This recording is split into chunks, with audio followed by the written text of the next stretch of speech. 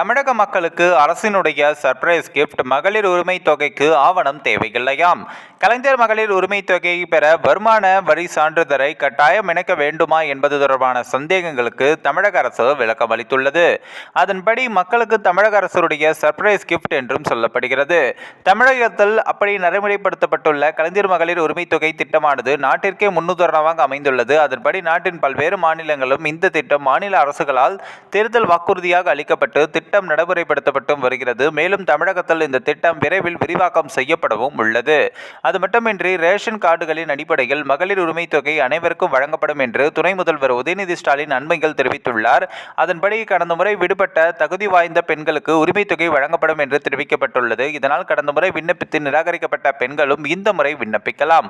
மேலும் விண்ணப்பிக்கும் ஒவ்வொரு குடும்பத்தினருடைய வீட்டிற்கும் அந்தந்த பகுதி தாசில்தார் நேரில் வந்து பார்வையிட்டு விண்ணப்பதாரர் திட்டத்தில் பயன்பெற தகுதியானவர் தானா என்பதை உறுதி செய்யப்படுத்துவார்.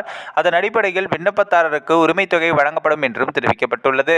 விண்ணப்பதாரருடைய குடும்ப வருமானம் ஆண்டுக்கு ரூபாய் 2.5 லட்சத்திற்கும் மிகாமல் இருக்க வேண்டும்.